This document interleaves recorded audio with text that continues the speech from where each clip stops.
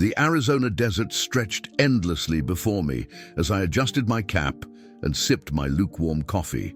Name's Mike Lawson, 42 years old, hauling freight across America's highways for nearly 2 decades now. This morning marked day 3 of a 5-day run from Chicago to San Bernardino, prime Route 66 territory, the Mother Road herself.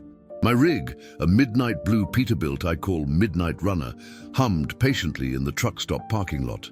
She's not the newest model, but she's mine, paid off after years of installments that sometimes felt endless. "Dispatch to Mike, you copy?" My CB radio crackled. "Go ahead," I responded, climbing back into the driver's seat. "Checking your ETA for San Bernardino, client's asking. Should be there tomorrow evening if weather holds. Cargo's secure." "Roger that. This one's high priority, Mike. Tech components for Vertex Innovations. CEO's breathing down everyone's neck about it." After signing off, I fired up the engine, feeling that familiar rumble. My companion Buddy, a 3-year-old Australian Shepherd mix I'd rescued from a shelter, perked up from his bed in the sleeper berth. His mismatched blue and brown eyes watched me expectantly. "Ready for another day, boy?" I scratched behind his ears. Buddy responded with an enthusiastic tail wag before settling back down. The routine was comfortable, predictable. Wake up, drive, take breaks, find a place to sleep, repeat. The landscape changed, but the rhythm remained constant. I'd been divorced for 6 years. Karen couldn't handle the long absences. Our son Tyler was in college now, studying engineering. We talked weekly, and he seemed to be doing well. My phone buzzed with a text from my sister. "Don't forget Mom's birthday next week. Video call Sunday at 6 p.m. your time." I typed a quick "will do" before pulling onto the highway, merging with the early morning traffic. The familiar weight of the trailer, the gentle resistance of the steering wheel, the hum of tires on asphalt. These sensations were more home to me than my apartment in Chicago. Route 66 has a way of making you philosophical. Maybe it's the ghost towns, the abandoned motels with faded signs, the diners serving the same pie recipe since the 1950s. It's America's timeline stretched across the continent, and I've driven every mile more times than I can count. Today's stretch would take me through Kingman, then to Needles, crossing from Arizona into California. The forecast showed clear skies, traffic was light, and I had my audiobook queued up. A thriller about a detective tracking a serial killer. Buddy was content. Just another day in the life of a long-haul trucker. But something felt different about this run. Call it intuition, call it nonsense, but there was a strange energy in the air. Like the universe was holding its breath, waiting for something to happen. I'd felt it since leaving Chicago, a persistent sensation that this wouldn't be just another delivery. I dismissed the thought. Too many late nights listening to Coast to Coast AM with its tales of the paranormal. The reality of trucking isn't mysterious encounters. It's diesel prices, DOT regulations, and trying to find decent food that won't give you heartburn. As I settled into the drive, watching the sun climb higher, painting the desert in gold and amber, I had no idea how right that strange feeling would turn out to be. No idea that in less than 24 hours, my predictable life would be turned completely upside down by a woman in a wedding dress standing on the side of America's most famous highway. The day progressed like any other, a blur of asphalt, desert landscapes, and occasional stops. By late afternoon, I'd crossed into California with the sun beginning its descent. The Mojave Desert stretched out on either side, beautiful in its harsh, minimalist way. I'd just passed through Needles when I noticed the fuel gauge dipping lower than I liked. There was a truck stop coming up, one of those independent places with character, unlike the chain operations that all look the same coast to coast. "Almost time for a break, Buddy," I said. His ears perked up at his name, but he didn't move otherwise. Smart Dog knew the difference between break time and almost break time. The Desert Oasis truck stop appeared on the horizon. I pulled in, parked, and shut down the engine. After walking Buddy and filling Midnight Runner's tanks, I headed to the attached diner for some food. I secured Buddy to a post near the entrance where I could see him through the window, then took a seat at the counter. The place was half full. Truckers, tourists doing the historic Route 66 drive, and a few locals.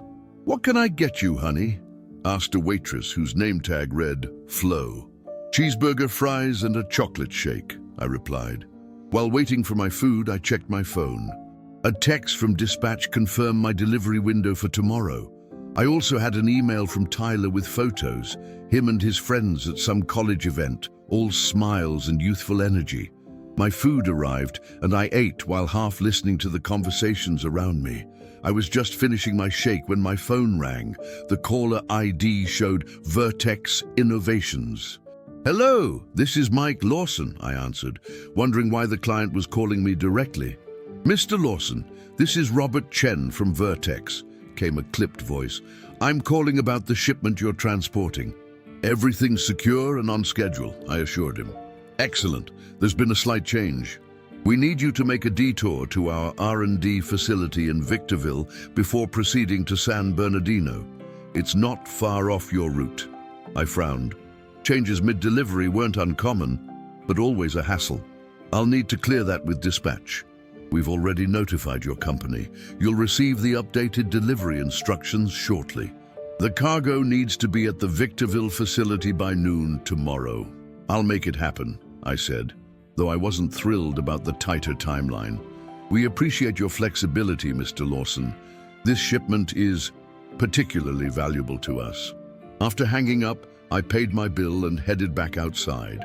Buddy greeted me with his usual enthusiasm. "Change of plans, boy," I told him as we walked back to the truck. As I helped Buddy into the cab, I noticed a sleek black SUV with tinted windows pulling into the truck stop. Something about it caught my attention. It moved with purpose, like whoever was driving knew exactly where they were going and why. I didn't think much more about it as I pulled back onto the highway. The sun was setting now, painting the desert in dramatic oranges and purples. The updated delivery instructions came through from dispatch 20 minutes later, along with a message: "Client stressed importance of security for this load. Keep all doors locked, park in well-lit areas, maintain regular check-ins." That was unusual. I was hauling tech components, not gold bars.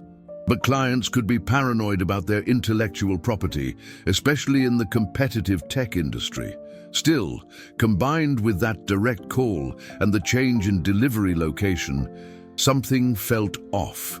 As darkness fell completely and the stars emerged in the vast desert sky, that strange feeling from earlier returned stronger than before. The highway stretched ahead, a ribbon of black cutting through the darkness, and for the first time in years, I felt a sense of uncertainty about what lay ahead. Little did I know that in just a few hours, a desperate woman in a wedding dress would change everything, and that mysterious cargo I was hauling would suddenly become the least of my concerns. I found a decent spot to park for the night at a rest area about an hour outside of Barstow. After securing the truck and doing a quick inspection, I took Buddy for his evening walk. The desert air had cooled considerably, and the night sky was spectacular, one of the perks of these remote stretches of highway. Back in the truck, I went through my evening routine, logged my hours, set my alarm, made sure doors were locked, and prepared a quick sandwich. As I ate, I checked the news on my tablet. The usual depressing headlines scrolled by. I switched to a streaming service instead, finding a mindless action movie I'd seen before. Buddy curled up in his bed and I reclined my seat. The movie played quietly as my thoughts drifted to tomorrow's altered delivery. Something about it still bothered me, but I couldn't put my finger on what exactly. I must have fallen asleep because the next thing I knew, Buddy was growling low in his throat, his body tense and alert. The movie had ended, and according to the dashboard clock, it was just past 2 a.m. "What is it, boy?" I whispered, immediately alert. Buddy wasn't one to make a fuss without reason. Through the windshield, I could see most of the rest area was quiet. A few trucks had their running lights on, and the vending machines near the restrooms cast a fluorescent glow over a small section of the parking lot. Then I saw it. movement at the edge of the lot, near where the pavement met the desert scrub. A figure moving quickly but erratically, as if either injured or trying to avoid being seen. Even in the dim light, something about the silhouette seemed off, bulky in places a person shouldn't be bulky. My first instinct was to start the engine and get out of there. In the middle of nowhere at 2 a.m., nothing good comes from strange figures lurking around. But then the figure stumbled, clearly falling to one knee before struggling back up. "Damn it," I muttered. Someone was in trouble. I reached for my flashlight and phone. "Stay, buddy," I commanded. "Guard the truck." Stepping down from the cab, I locked it behind me, keeping the keys in my hand with the panic button readily accessible. I didn't approach the figure directly, but moved to a position where I could see better while maintaining a safe distance. "Hello," I called out. "You all right over there?" The figure froze, then turned toward me. In the beam of my flashlight, I saw what had made the silhouette so strange. It was a woman in a wedding dress, a full-on white, puffy wedding dress, now dirty and torn at the hem. Her dark hair was falling out of what had probably been an elaborate updo, and her makeup was smeared from what looked like tears. "Please," she said, her voice hoarse. "Please help me." I kept my distance. "Are you hurt? Should I call 911? "No," she said quickly. "No police, please. I need to get away from here." Every warning bell in my head was ringing. This had all the hallmarks of a situation a lone trucker should avoid. A strange woman, middle of nowhere, desperate circumstances, requesting no police involvement. "Look, ma'am, I can't just—" "They're after me," she interrupted, glancing nervously over her shoulder. "My fiancé, ex-fiancé, his family. They're looking for me. I ran away from my own wedding." That explained the dress, at least, but not why she was in a rest area in the Mojave Desert at 2 a.m. "The ceremony was in Las Vegas," she continued. "I got cold feet, realized I was making a huge mistake. His family, they're not good people. I hitchhiked, but the last driver got creepy, so I jumped out when he stopped for gas." Her story was either completely true or the most elaborate carjacking setup I'd ever encountered. "I'm sorry about your situation, but I think the best thing would be to call the highway patrol. They can—" "Please," she said, taking a step toward me. "I just need a ride to the next town, somewhere I can get a bus or train. I have money." She held up a small purse. "I can pay you." "Dean," I hesitated. In all my years on the road, I developed a pretty good sense for when someone was lying. And despite all the red flags, something about her seemed genuine. Still, I shook my head. "I can't. I'm on a schedule, hauling valuable cargo. Company policy is clear about unauthorized passengers." "I understand," she said, shoulders slumping. "I'll just keep walking then." She turned away, stumbling slightly on her impractical shoes. The image of her walking alone along the highway in that wedding dress, vulnerable to whoever might come along next, didn't sit right with me. But neither did the alternative. I had responsibilities, to my company, to my client, to myself. The cargo I was hauling was apparently important enough for direct client calls and mid-route changes. I couldn't jeopardize that for a stranger with a wild story. As I walked back to my truck, headlights suddenly appeared at the entrance to the rest area, a vehicle moving too fast, with purpose. The woman saw it too. Even from this distance, I could see her body tense with fear. "That's them!" she called to me, panic evident in her voice. "Please, I can't let them find me." The approaching vehicle was a black SUV with tinted windows, the same one I'd seen at the truck stop earlier. I couldn't be sure, but the coincidence seemed unlikely. In that moment, I had to make a choice, stick to protocol, to safety, to my responsibilities, or help someone who might genuinely be in danger. "Get in," I said, the words leaving my mouth before I could reconsider. Quickly, the woman didn't hesitate. She gathered up her dress and ran toward my truck as fast as her impractical shoes would allow.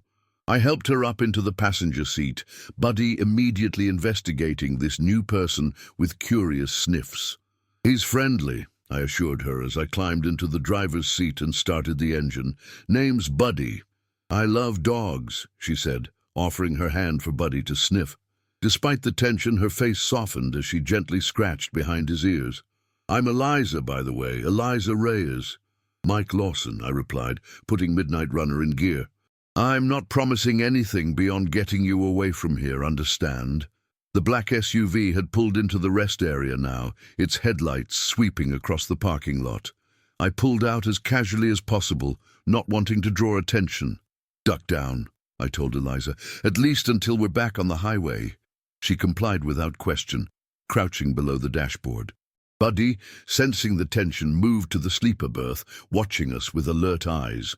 I merged onto the highway, maintaining a steady speed, not too fast, not too slow, nothing that would attract attention.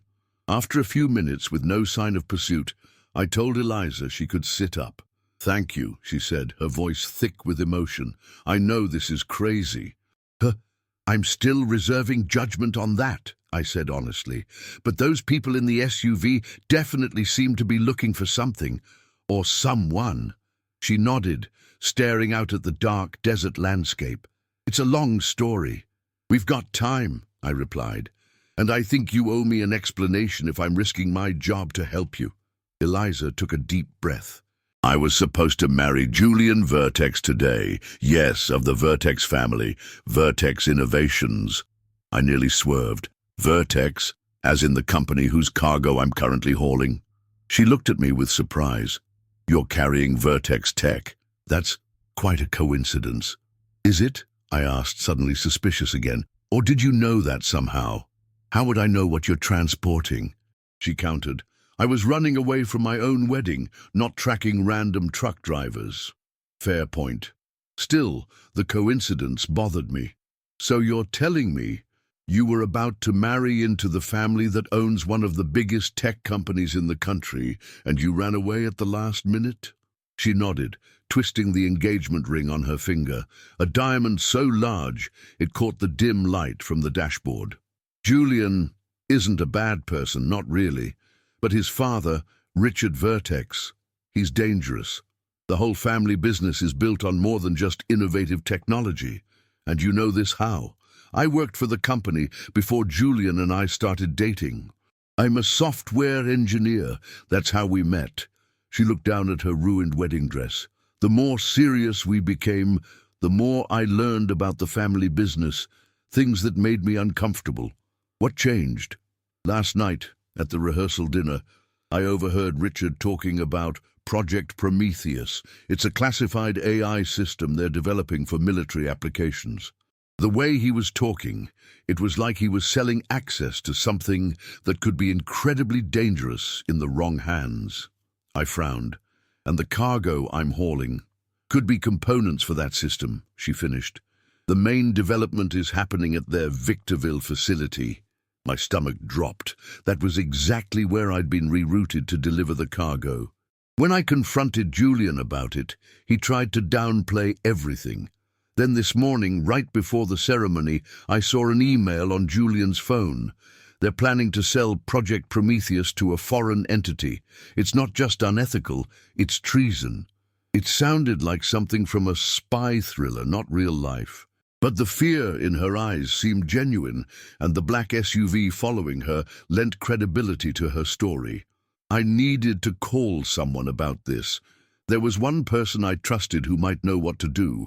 I dialed a number I hadn't called in years. It rang 3 times before a gruff voice answered. "Do you have any idea what time it is, Lawson?" "Good to hear your voice too, Frank," I replied.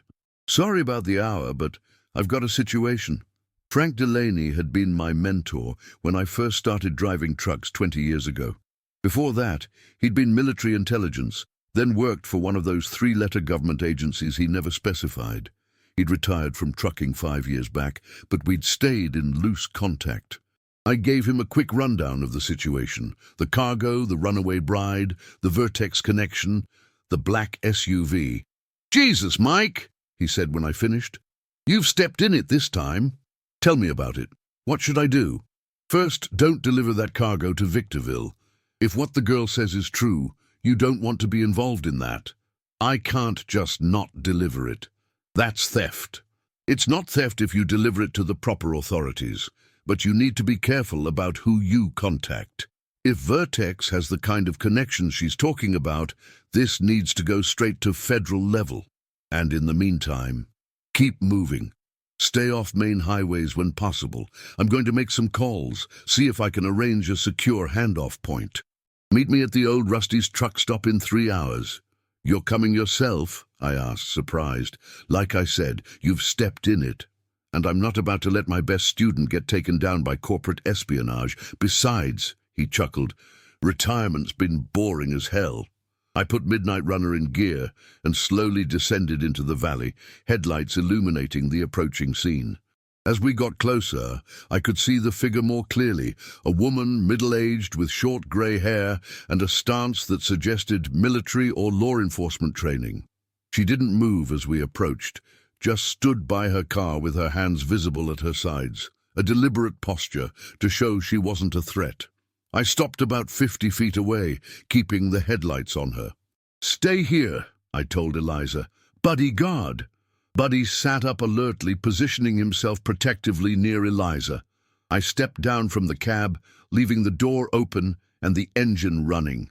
"I'm looking for Frank Delaney," I called out. "Frank sent me," the woman replied. Her voice was calm, authoritative. "He's been delayed. My name is Agent Diane Harper, FBI. "Show me some ID," I demanded, staying by my truck. She slowly reached into her jacket and pulled out a badge wallet, holding it up so the light caught it. "I can come closer so you can verify it." "Stay there," I said. "Where's Frank?" "He was concerned your meeting might have been compromised. He contacted me because I've been investigating Vertex Innovations for the past 18 months. That got my attention. Investigating them for what? Initially corporate espionage, now potentially treason. She nodded toward my truck. "Is Eliza Reyes with you?"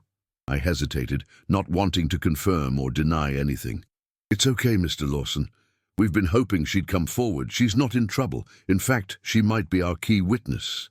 Before I could respond, Eliza opened the passenger door. "I can hear you," she called out. "How do I know you're really FBI?" Agent Harper smiled slightly. "Because I'm the friend in San Francisco you were trying to reach. We've never met in person, but your colleague Maya Chen put us in touch 3 months ago when you first became concerned about Project Prometheus." I looked back at Eliza, who appeared shocked. "Is that true?" She nodded slowly. "Maya did connect me with someone from the FBI, but I only knew a name, Diane. We exchanged a few encrypted emails. This was either an incredible coincidence or a very elaborate trap. But if Frank had sent this agent, he must trust her, and Frank didn't trust easily. "What's the plan?" I asked, still not moving from my position by the truck. "We need to secure that cargo," Agent Harper replied, "and get Ms. Reyes to a safe location where she can make a formal statement." "And Julian?" Eliza called out. "What happens to him?" Agent Harper's expression softened slightly. "That depends on his level of involvement and whether he's willing to cooperate." I was about to respond when Buddy started barking frantically from inside the cab. At the same moment, Agent Harper's posture changed, her hand moving toward what I assumed was a concealed weapon. "Get down!" she shouted. The night exploded with the sound of gunfire and the flash of headlights suddenly illuminating the valley from the ridge we had just descended. The first bullet pinged off Midnight Runner's hood, sending me diving for cover behind the massive front tire. "Eliza, stay down!" I shouted, heart pounding in my chest. Through the open door, I could see she had already dropped to the floor of the cab, pulling Buddy down with her. Smart woman. Agent Harper had taken cover behind her sedan, gun drawn, returning fire toward the ridge. I could see at least 2 vehicles up there, their headlights cutting through the darkness. "Lawson!" Harper called out. "We need to move! Get to your truck!" I didn't need to be told twice. Staying low, I scrambled back to the driver's door, practically diving into the seat. "Hold on!" I shouted, throwing Midnight Runner into gear. The massive engine roared as I floored the accelerator, the truck lurching forward with surprising speed for its size. In my side mirror, I saw Agent Harper make a dash for her sedan. She made it inside, just as another burst of gunfire erupted from our pursuers. Her car's engine revved, and she pulled out behind us. "There's a service road on the other side of those structures," Harper's voice crackled through my CB radio. "It connects to an old mining trail that leads back to the highway." "Roger that," I responded, gripping the wheel tightly as Midnight Runner bounced over the uneven terrain. "Who are these people?" I asked, both to Harper on the radio and to Eliza beside me. "Vertex Security," Eliza answered, pulling herself up into the passenger seat. "Richard has a private security force, ex-military mostly. They handle the company's special problems." "And now we're a special problem," I muttered. The service road Harper had mentioned appeared ahead, little more than a dirt track winding between rocky outcroppings. I slowed slightly, concerned about the truck's stability on such rough terrain, especially with a full trailer. "Can this thing make it?" Eliza asked, bracing herself against the dashboard as we hit a particularly deep rut. "She'll make it," I assured her, though I wasn't entirely confident myself. Midnight Runner's tougher than she looks. In my mirrors, I could see Harper's sedan following closely. Beyond her, the pursuing vehicles had reached the mining camp, their headlights sweeping the area as they searched for our trail. "They'll figure out which way we went soon enough," I said. "This isn't exactly a subtle vehicle." "Just keep going," Harper's voice came through the CB. "There's a highway patrol checkpoint about 15 miles ahead on the main road. If we can reach it, we'll have backup." 15 miles of this terrain in a fully loaded semi. It would be challenging, but what choice did we have? We'd crossed a threshold now. There was no going back to my simple life as a trucker. Not until we figured out how to deal with the people shooting at us over corporate secrets and government contracts. And somehow, I knew this was just the beginning. The main building was locked, but a side door yielded to Harper's forceful kick. Inside, we found a small fleet of maintenance trucks and a couple of patrol vehicles used by highway safety officers. "Perfect," Harper said, approaching one of the patrol cars. She pulled out a small tool from her pocket and had the door open in seconds. "I'm guessing you can hotwire this," she asked me. I raised an eyebrow. "You're FBI, and you're asking me to steal a car?" "I'm FBI asking you to requisition emergency transportation in a life-threatening situation," she corrected with a hint of a smile. "Besides, we'll return it, eventually." I shook my head but moved to the driver's side. "It's been a while, but I think I remember how." While I worked on starting the car, Harper kept watch at the door. Eliza stood nearby, one hand resting on Buddy's head, the other clutching her small purse, the only possession she had left besides the borrowed clothes she was wearing. "I'm sorry about your truck," she said quietly. I glanced up at her. "It's just a truck. It can be replaced." Though even as I said it, I felt a pang of loss. Midnight Runner had been more than just a vehicle to me. "Still, you've lost so much because of me. Your job, your truck, maybe even your freedom if we get caught stealing government vehicles." "Requisitioning," Harper corrected from the doorway. "And no one's getting caught if you can get that car started in the next 2 minutes. I think I hear engines approaching." That motivated me. A few more crossed wires and the patrol car's engine roared to life. "We're in business," Harper nodded approvingly. "Good work, now let's—" She was cut off by the sound of tires on gravel outside. Headlights swept across the windows of the maintenance building. "They're here," she said grimly, drawing her weapon. "Get in the car, both of you. When I give the signal, drive out the back exit. I'll cover you." "What about you?" I asked. "I'll be right behind you. Just get Eliza to safety. That's the priority." I didn't like the plan, but I didn't have a better one. Eliza and Buddy got into the back seat of the patrol car while I slid behind the wheel. Harper positioned herself near the main doors, gun ready. "On my mark. 3, 2, 1, go!" I floored the accelerator and the patrol car shot toward the rear exit, a large roll-up door that was thankfully already partially open. We squeezed through the gap with inches to spare, emerging into the back lot of the facility. Gunfire erupted behind us as Harper engaged the Vertex security team. I swerved around parked vehicles, aiming for a service road that led away from the compound. "We can't leave her," Eliza protested as we reached the perimeter. I was about to agree when Harper's sedan came bursting through the rear door of the building, fishtailing slightly before straightening out and accelerating toward us. "She made it," I said with relief, continuing down the service road with Harper following close behind.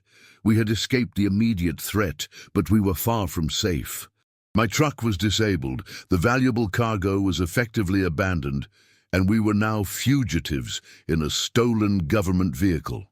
The adrenaline that had been carrying me through the night was starting to wear off, leaving me with a bone-deep exhaustion and the dawning realization of just how much trouble I was in. "Where are we going?" Eliza asked from the back seat, her voice small and tired. "I don't know," I admitted. "Harper's the one with the plan now." As if on cue, the radio in the patrol car crackled to life. Harper had somehow tuned it to a frequency she could use to communicate with us. "Head north on the service road for about 3 miles, her voice instructed. "There's an old ranger station that's been decommissioned. We can regroup there." I followed her directions, driving as fast as I dared on the rough road. The sky was beginning to lighten slightly in the east. Dawn wasn't far off. We'd been on the run all night. The ranger station appeared ahead, a small wooden structure set back from the road, partially hidden by scrub brush and small trees. I pulled in behind it, cutting the headlights. Harper's sedan arrived moments later. "Quick check of the perimeter," she said as she approached our vehicle. "Stay put." She disappeared around the building, gun drawn. A minute later she returned and motioned for us to come inside. The ranger station was dusty and clearly hadn't been used in years, but it had intact windows and doors that could be secured. Harper quickly checked all entry points while I found a place for Eliza to sit, an old wooden chair that looked relatively stable. "Are you okay?" I asked her. She was pale, with dark circles under her eyes, and her hands were trembling slightly. "I'm fine," she said, though she clearly wasn't. "Just processing everything. 24 hours ago, I was getting ready for my wedding. Now I'm a fugitive, hiding in an abandoned ranger station with a truck driver and an FBI agent, being hunted by my almost father-in-law's private army." When she put it that way, it did sound pretty surreal. "We should be safe here for a few hours," Harper said, returning from her security check. "I've contacted my supervisor. A team is being assembled, but it will take time to get proper authorization for an operation against someone as powerful as Richard Vertex." "What about Julian?" Eliza asked. "Does he know what's happening?" Harper's expression was carefully neutral. "We don't know his level of involvement yet. He reported you missing, but whether that was genuine concern or part of the cover-up remains to be seen." Eliza nodded, looking down at her hands. I could see the conflict in her face. She had clearly loved this man, maybe still did, but now had to face the possibility that he was complicit in his father's crimes.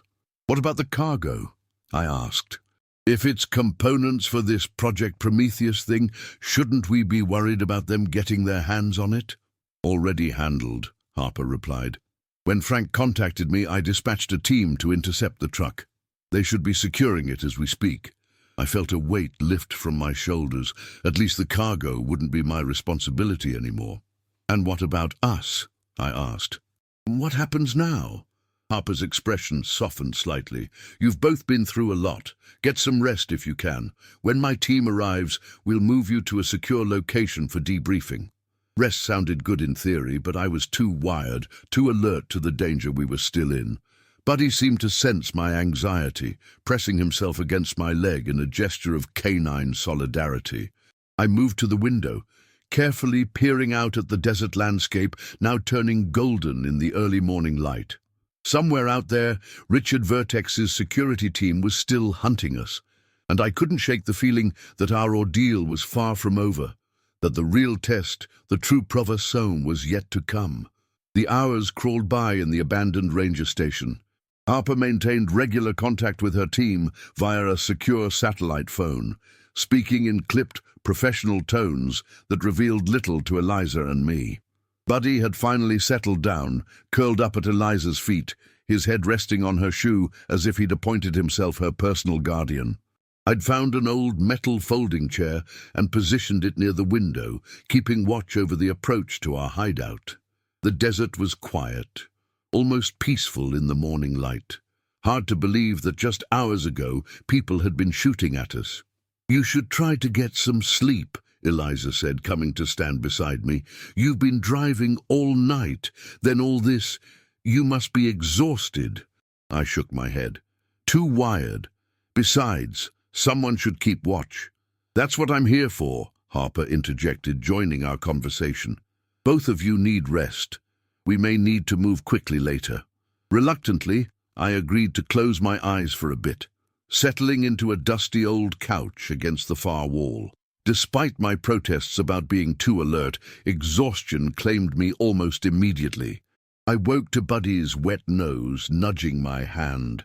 The light through the windows had changed. It was mid-afternoon now. I'd been asleep for hours. "Welcome back," Harper said, noticing I was awake. She was seated at a small desk, cleaning her service weapon with practiced efficiency. "Feel better?"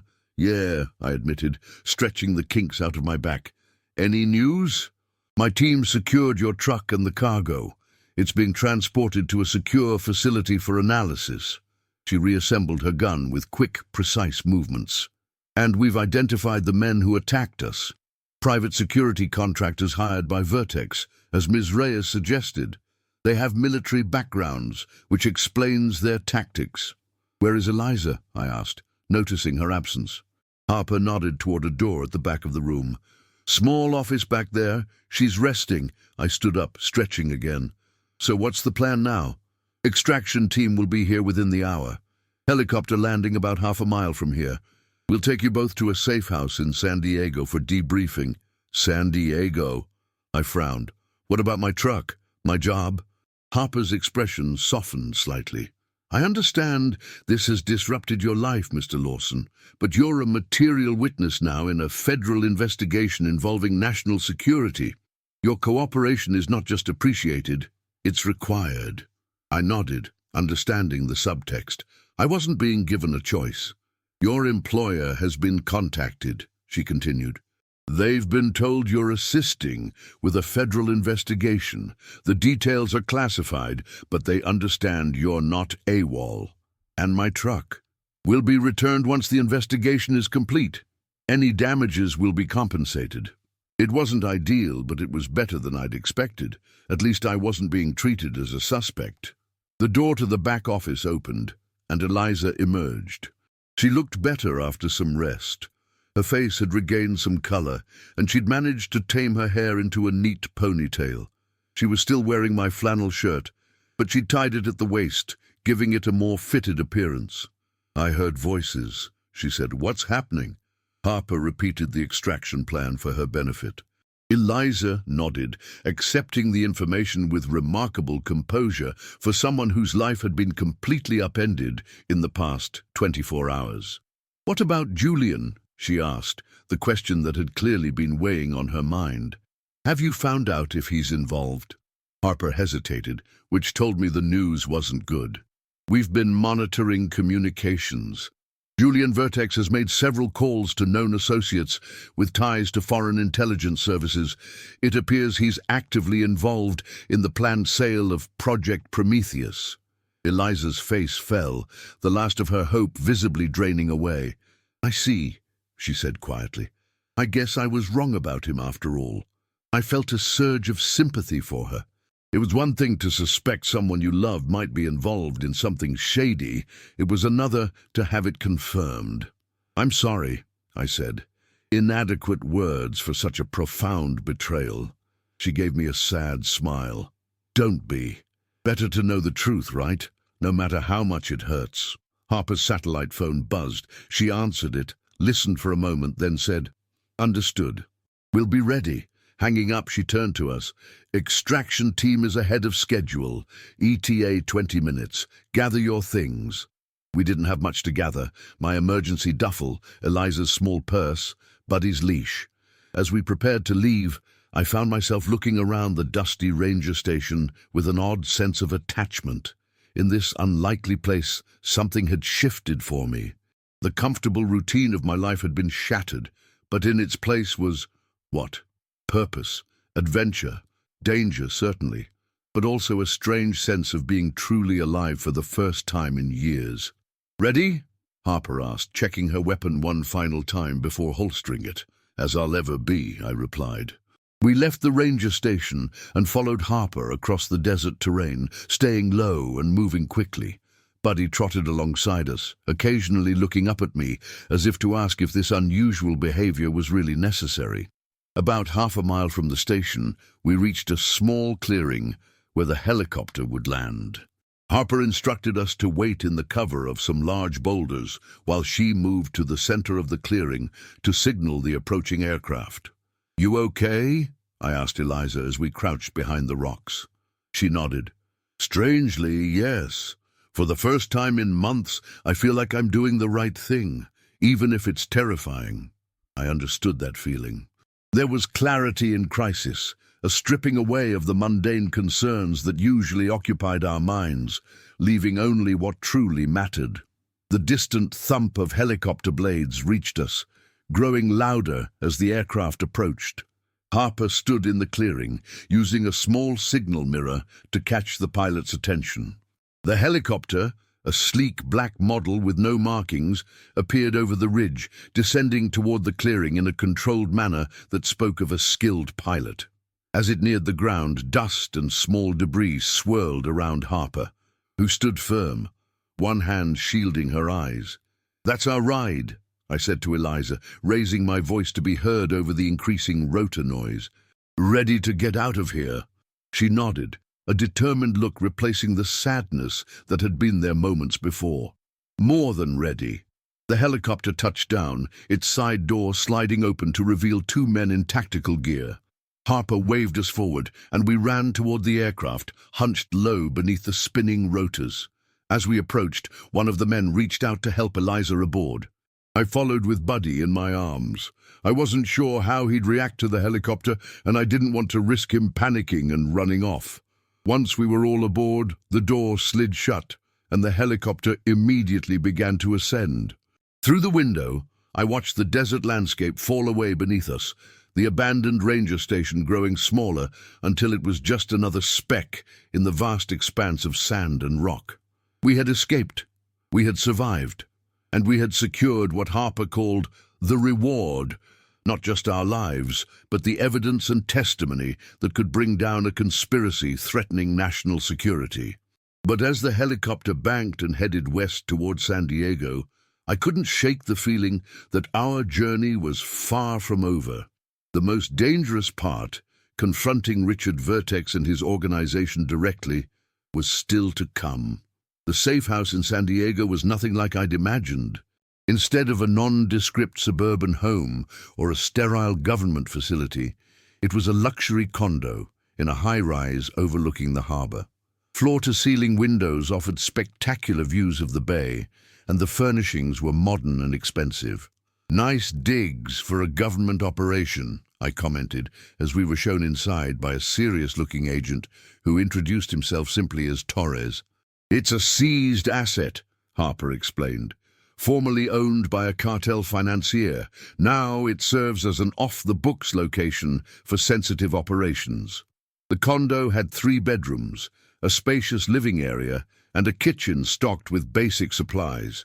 Torres informed us that the building had 24-hour security and agents were stationed on our floor and in the lobby. We were safe, but we were also effectively confined to the condo until further notice. "Make yourselves comfortable," Harper said. "I need to brief my superiors and coordinate the next phase of the operation. Torres will remain on site if you need anything." After she left, Eliza and I stood awkwardly in the living room, suddenly aware that we were strangers, thrown together by extraordinary circumstances. "I'm going to take a shower," she said finally, "if that's okay." "Of course," I replied. "You don't need my permission." She gave me a tired smile. Force of habit, I guess. Living with Julian and his family. Everything required permission. Deal. After she disappeared into one of the bedrooms, I took Buddy out onto the balcony. The fresh air felt good after the tension of the past 24 hours. Buddy seemed to agree, sniffing enthusiastically at the potted plants and stretching out in a patch of sunlight. I checked my phone. No service. They must have blocked the signal for security reasons. I was cut off from my normal life, floating in this strange new reality where I was part of a federal investigation into corporate espionage and treason. My thoughts turned to my truck, abandoned in the desert. Midnight Runner had been more than just a vehicle to me. She'd been my home, my livelihood, my freedom. The thought of her sitting there damaged and empty hit me harder than I expected. Eliza emerged from the bedroom about 30 minutes later, her hair wet from the shower, wearing what appeared to be FBI-issued sweats and a t-shirt. She looked younger, more vulnerable without the makeup and wedding attire. "Feel better?" I asked. She nodded. Amazing what a hot shower can do. She joined me on the balcony, leaning against the railing and looking out at the harbor. "It's beautiful here." "Yeah," I agreed. "Different world from the desert." We stood in companionable silence for a while, watching boats move across the water and seagulls wheel overhead. "I never thanked you properly," she said eventually, "for helping me, for believing me." "You didn't have to do any of that." I shrugged. "Couldn't exactly leave you stranded in a wedding dress in the middle of nowhere.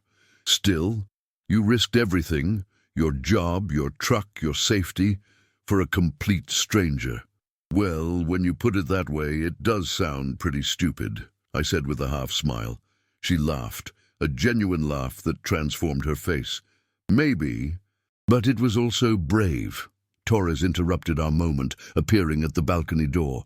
"Agent Harper is on her way back. She has updates." We moved back inside, just as Harper entered the condo, accompanied by an older man in a well-tailored suit, who carried himself with the confidence of someone accustomed to authority. "This is Assistant Director Callahan," Harper introduced him. "He's overseeing the Vertex investigation." Callahan nodded to us. "Ms. Reyes, Mr. Lawson, thank you both for your cooperation in this matter. Your actions may have prevented a serious breach of national security." "What's happening with the Vertex family?" Eliza asked, getting straight to the point. Callahan gestured for us all to sit.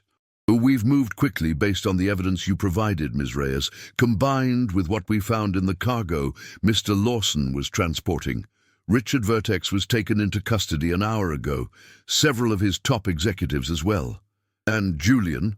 Eliza's voice was steady, but I could see the tension in her shoulders. "Julian Vertex has not been located yet," Callahan admitted. "We believe he may have fled the country. Interpol has been notified." Eliza nodded, absorbing this information with remarkable composure.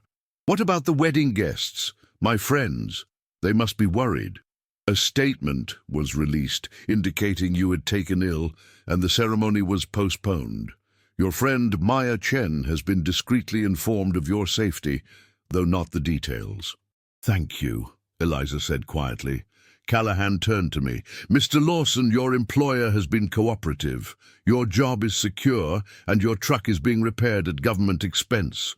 However, we'll need you to remain here for a few more days while we complete our investigation." I nodded, relieved about my job and truck, though not thrilled about being detained longer. "What about Buddy?" "He needs regular walks, proper food." "That can be arranged," Callahan assured me. "Agent Torres is a dog owner himself. He'll make sure your companion is well cared for." With the immediate concerns addressed, Callahan moved on to the more serious matters. "Ms. Reyes, we'll need a complete deposition from you regarding everything you know about Project Prometheus and the Vertex family's activities. This will likely take several days." "I understand," she said. "I want to help however I can." "And Mr. Lawson, we'll need your statement about the events of the past 24 hours, as well as any details you can provide about the cargo you were transporting." I agreed, though I wasn't sure how much help I could be. I was just the driver, after all. As the meeting concluded and Callahan prepared to leave, he paused, looking at both of us with a serious expression. "I want to be clear about something. While we've apprehended Richard Vertex, this investigation is far from over. His organization has deep connections in both the private and public sectors. Until we've identified and neutralized all threats, you both remain in potential danger. With that sobering thought, he departed, leaving Harper to handle the details of our protective custody. "So we're prisoners here?" I asked after Callahan had gone. "Protected witnesses," Harper corrected. "There's a difference." "Doesn't feel like much of one from where I'm standing," I muttered. Eliza touched my arm gently. "It won't be forever, Mike. Once they've rounded up everyone involved, we can go back to our lives." Our lives. The phrase struck me as oddly hollow. What life was I going back to? The endless highways, the solitary meals at truck stops, the brief phone calls with my son. It had been enough before, but now... "Yeah," I said, not wanting to voice these thoughts. "Back to normal." But as I looked at Eliza, at Buddy, at the unfamiliar luxury of our temporary sanctuary, I wondered if normal was something I could ever return to, or if I even wanted to. 3 days passed in the safe house, a strange limbo of comfort and confinement. Eliza spent most of her time with FBI agents, providing detailed information about Project Prometheus and the Vertex family's operations. I gave my statement too, though it took considerably less time. My part in this drama had been relatively brief, if intense. When not being debriefed, Eliza and I found ourselves drawn to each other's company. Maybe it was the shared experience, or maybe it was something more, but conversation flowed easily between us. I learned about her childhood in New Mexico, her passion for coding that started when she was just 12, her dreams of creating technology that would genuinely help people. In turn, I told her about my brief military career, my failed marriage, my pride in my son Tyler, and how driving trucks had given me the freedom I'd always craved, even if it came with loneliness. "Do you ever get tired of it?" she asked one evening as we sat on the balcony, watching the sun set over the harbor. The constant movement, never staying in one place. I considered the question carefully. Sometimes there are days when I envy people with normal lives, coming home to the same place every night, having routines, belonging somewhere. But then I think about being stuck in one spot, and I get antsy. "Sounds like you haven't found the right place to stay yet," she observed. Before I could respond, Harper entered the condo, her expression more serious than usual. "We have a situation," she announced without preamble. "Julian Vertex has been located. He's in Mexico, at a private airfield near Ensenada. He's scheduled to board a private jet in 6 hours, destination unknown." "You're going after him?" Eliza asked, standing up. Harper nodded. "A team is being assembled, but there's a complication. He's requested to speak with you, Eliza. Says he has information he'll only share with you." "That's obviously a trap," I interjected. "We believe so too," Harper agreed, "which is why we're not considering it." "But what if it's not?" Eliza said quietly. "What if he really does have information? Something that could help your investigation?" "Eliza, you can't seriously be considering this," I said, alarmed by the thoughtful look on her face. "Julian is many things, but he's not his father," she replied. "If he's reaching out, there might be a reason."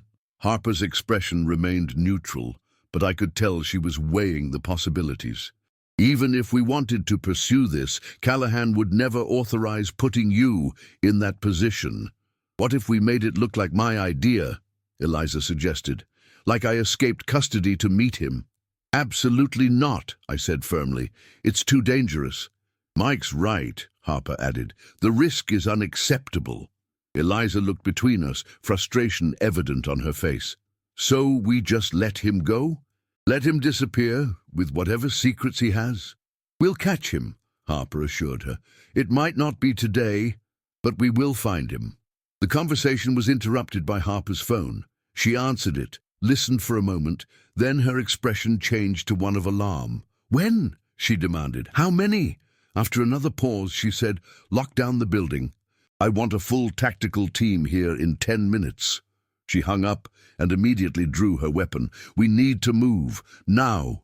The safe house has been compromised." "What? How?" I asked, already moving to gather Buddy. "We're not sure yet, but multiple armed individuals have entered the building.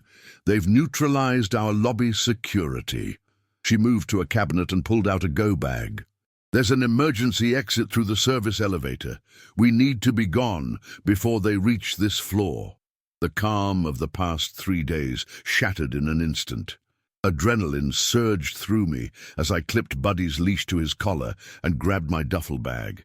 Eliza moved with similar urgency, her earlier frustration replaced by focused determination. Harper led us to what appeared to be a utility closet, but actually concealed a private elevator. "This goes directly to the parking garage. There's a vehicle waiting with a driver. He'll take you to a secondary location." "You're not coming with us?" Eliza asked. "I need to coordinate the response team. We'll try to apprehend them." She handed me a small device that looked like a key fob. "Emergency beacon. If anything happens, press this button. Help will come." The elevator doors opened, and Harper ushered us inside. "The driver's name is Ramirez. He'll identify himself with the phrase, 'The weather in Chicago is unpredictable.' If he doesn't use those exact words, do not get in the car." As the doors began to close, Harper added, "Be careful, both of you." The elevator descended rapidly to the parking garage. Buddy pressed against my leg, sensing the tension. Eliza stood close to me, her shoulder touching mine. "You okay?" I asked her. She nodded, though her face was pale. "Just when I thought we were safe." The elevator doors opened to reveal the dimly lit parking garage. It appeared empty except for a few parked cars. No sign of our contact. "Stay behind me," I whispered, stepping cautiously into the garage. Every instinct was on high alert, scanning for threats, listening for any unusual sounds. We moved carefully between the parked vehicles, heading toward the exit where our ride was supposed to be waiting. Buddy stayed close, his usual curiosity suppressed by the tense atmosphere. A car engine started somewhere in the garage, the sound echoing off the concrete walls. Headlights flashed twice from a sedan parked near the exit ramp. "That must be our ride," Eliza whispered. We approached cautiously. As we neared the vehicle, the driver's window lowered, revealing a man in his 40s with a close-cropped beard. "The weather in Chicago is unpredictable," he said in a low voice. I felt a surge of relief. "That's our guy." We quickly got into the back seat, Buddy settling between us. The driver, Ramirez, pulled away immediately, taking us up the exit ramp and onto the street. "Where are we going?" I asked. "Secondary safe house," Ramirez replied tersely. "About 30 minutes from here. Agent Harper will meet us there when she can." As we drove through the streets of San Diego, I kept checking the side mirrors for any sign of pursuit. Eliza sat rigid beside me, her hand absently stroking Buddy's fur. "How did they find us?" she wondered aloud. "Someone talked," Ramirez said grimly. "We've suspected a leak in the operation for a while. This confirms it." The implications of that were disturbing. If Vertex had people inside the FBI, how could we trust anyone? We were about 15 minutes into the drive when Ramirez suddenly accelerated, taking a sharp turn down a side street. "What's happening?" I demanded. "We're being followed," he said, his voice tense but controlled. Black SUV, 2 cars back, tinted windows. I looked back and saw the vehicle he was describing. It matched the ones that had pursued us in the desert. "Hold on," Ramirez warned, making another abrupt turn. The SUV followed, no longer attempting to be subtle. What happened next seemed to unfold in slow motion. Ramirez executed a series of evasive maneuvers, his training evident in the precision of his driving.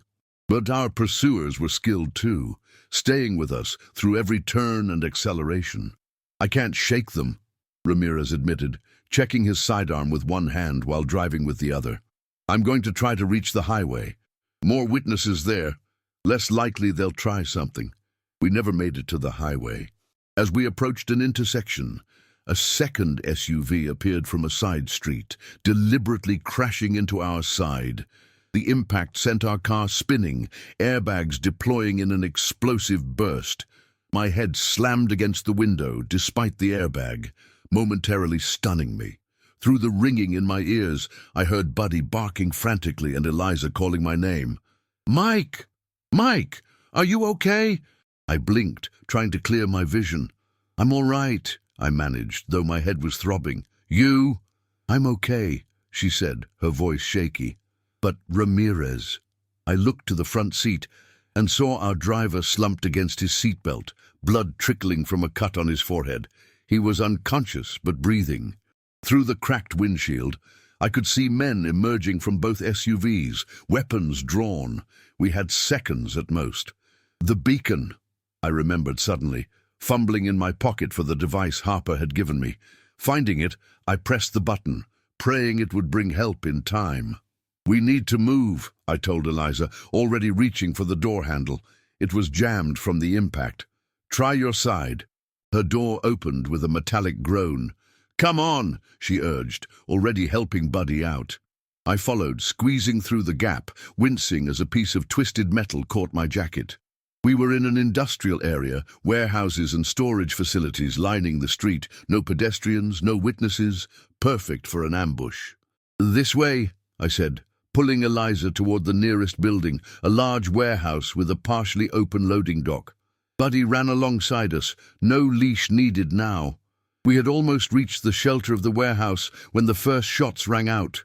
Bullets pinged off the pavement near our feet, sending us into a desperate sprint.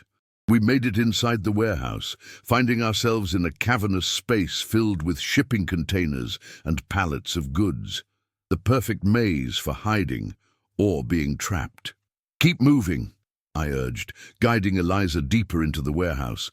"We need to find another exit." Behind us, I could hear men entering the building, their footsteps echoing on the concrete floor. They were being methodical, communicating with hand signals rather than voices. We ducked behind a stack of pallets, trying to control our breathing. Buddy, bless him, seemed to understand the need for silence, staying close and quiet. "The beacon," Eliza whispered. "How long before help comes?" "I don't know," I admitted. "Minutes? Hours? We can't wait to find out." I peered around the edge of our hiding place, trying to get a sense of how many pursuers we were dealing with. I counted at least 4 men, all armed, all moving with the precision of professional operators. "We need a distraction," I whispered. An idea formed, risky, but possibly our only chance. "I'm going to draw them away. When I do, you and Buddy head for that exit sign on the far wall." "No," Eliza said firmly, gripping my arm. "We stay together." "Eliza?" "No," she repeated. "I'm not letting you sacrifice yourself. We find another way." The determination in her eyes was unmistakable. This wasn't the same woman who had flagged me down in a wedding dress, desperate and afraid. This was someone who had found her strength, who refused to be a victim again. I nodded, accepting her decision. Okay, together. In that moment, something shifted between us, a connection deeper than the circumstances that had thrown us together. Whatever happened next, we would face it as a team. We moved carefully through the warehouse, staying low and using the shipping containers for cover. Our pursuers were spreading out, systematically searching each row and section. "There," Eliza whispered, pointing to a small office built into the corner of the warehouse. "Might have a phone, maybe another way out." It was our best option. We waited until the nearest searcher moved past our position, then made a dash for the office. The door was unlocked, thankfully, and we slipped inside, closing it quietly behind us. The office was small and cluttered, a desk with an ancient computer, filing cabinets, and a window that looked out onto an alley behind the warehouse. Most importantly, there was a landline phone on the desk. I grabbed the receiver and was relieved to hear a dial tone. I punched in 911, keeping my voice low as I quickly explained our situation to the dispatcher. They promised to send officers immediately, but warned it might take a few minutes. "We might not have a few minutes," I said, hanging up. "We need to get out of here now." The window was our best bet. I tried to open it, but years of disuse had sealed it shut. Without hesitation, I grabbed a metal paperweight from the desk and smashed the glass, quickly clearing the sharp edges from the frame. "You first," I told Eliza. "I'll hand Buddy to you." She climbed through without argument, then reached back to take Buddy as I lifted him up. I was halfway through the window myself when the office door burst open behind me. "Don't move," a voice commanded. I froze, one leg still inside the office, the other outside with Eliza and Buddy. Slowly, I turned my head to see one of our pursuers, a tall man with a military-style haircut, aiming a pistol directly at me. "Hands where I can see them," he ordered. I raised my hands slowly, mind racing for a way out of this. "Look, I don't know what this is about, but—" "Save it," he cut me off. "The girl, where is she?" I made a split-second decision. "She ran, took off down the alley as soon as we got the window open." He hesitated, clearly trying to decide if I was lying. That moment of uncertainty was all I needed. In one fluid motion, I pushed myself backward through the window, landing hard on the pavement outside. "Run!" I shouted to Eliza, who had thankfully stayed despite having the chance to escape. We sprinted down the alley, Buddy racing ahead of us. Behind us, I heard the man shouting into a radio, then the sound of breaking glass as he followed us through the window. The alley opened onto another street, this one busier with afternoon traffic. We ran toward it, hoping the presence of witnesses would deter our pursuers. We had almost reached the street when a black SUV screeched to a halt at the alley entrance, blocking our path. Two men jumped out, weapons drawn. We skidded to a stop, trapped between the men behind and in front of us. Buddy growled, positioning himself protectively in front of Eliza. "It's over," said one of the men from the SUV. "Come quietly and no one gets hurt." I moved slightly, putting myself between Eliza and the men. "What do you want with us?" "Not you," the man replied coldly. "Her, and what she knows about Project Prometheus. If you're working for Richard Vertex, you should know he's already in custody," Eliza said, her voice remarkably steady. "It's over." The man smiled, a chilling expression. "Richard was just one part of a much larger operation, Ms. Reyes, and our employers are very interested in continuing his work. So it wasn't just the Vertex family. There were others involved, powerful enough to send armed men to kidnap a witness in broad daylight." The standoff was interrupted by the distant wail of sirens, the police responding to my 911 call. Our captors heard it too, exchanging glances. "We need to move," said the man who had followed us from the office. "Bring them both. We'll sort it out later." As they moved toward us, the world erupted in chaos. Tires screeched at the end of the alley as multiple vehicles arrived simultaneously. Men and women in tactical gear poured out, weapons raised. "FBI, drop your weapons! On the ground now!" Our would-be kidnappers hesitated, clearly calculating their odds. They weren't good. With obvious reluctance, they lowered their weapons and knelt on the ground. Among the FBI agents, I spotted Harper moving quickly toward us. "Are you hurt?" she asked, her eyes scanning us for injuries. "We're okay," I assured her, though my heart was still racing. "Ramirez? Being treated by paramedics. He'll be fine." She turned to the tactical team. "Secure the suspects and the vehicles. I want everything processed, fingerprints, DNA, the works." As the agents took control of the scene, Harper led us to an unmarked car parked nearby. "We need to get you both to a secure location. For real this time." "How did you find us so quickly?" Eliza asked as we settled into the back seat, Buddy between us once again. "The beacon worked perfectly," Harper explained, "and we had assets nearby, monitoring the situation after the safe house was compromised." "Who were those men?" I asked. "They said they weren't working for Richard Vertex directly." Harper's expression was grim. "That's what we need to find out. This conspiracy appears to be larger than we initially thought." The next few hours passed in a blur of movement and security protocols. We were taken to a military installation outside the city, processed through multiple checkpoints, and finally settled in a secure building that felt more like a bunker than a safe house. It was there, in a conference room deep within the facility, that Assistant Director Callahan delivered the news that would change everything. "Julian Vertex is dead," he announced without preamble. His plane exploded during takeoff from the airfield in Mexico. Preliminary reports suggest it was rigged with explosives. Eliza gasped, her hand flying to her mouth. Despite everything, she had loved him once. We believe he was eliminated by the same organization that tried to abduct you today, Callahan continued. Based on intelligence gathered from the men we captured, we're dealing with a multinational consortium with interests in weaponized AI technology. Richard Vertex was their American partner, but there are others, in Europe, Asia, the Middle East. So this is bigger than just corporate espionage, I said, trying to process the implications. Much bigger, Callahan confirmed. This is about control of the next generation of warfare. Project Prometheus isn't just an AI system. It's a framework for autonomous weapons platforms that could operate without human oversight. In the wrong hands, it could destabilize global security. The weight of what we had stumbled into settled over the room. What had started with a runaway bride on Route 66 had led to an international conspiracy that threatened national security. What happens now? Eliza asked quietly. We continue our investigation, using the evidence you've provided and what we've gathered from the captured operatives. As for you two, Callahan paused, looking between us. We need to discuss your future. The word hung in the air between us. Future.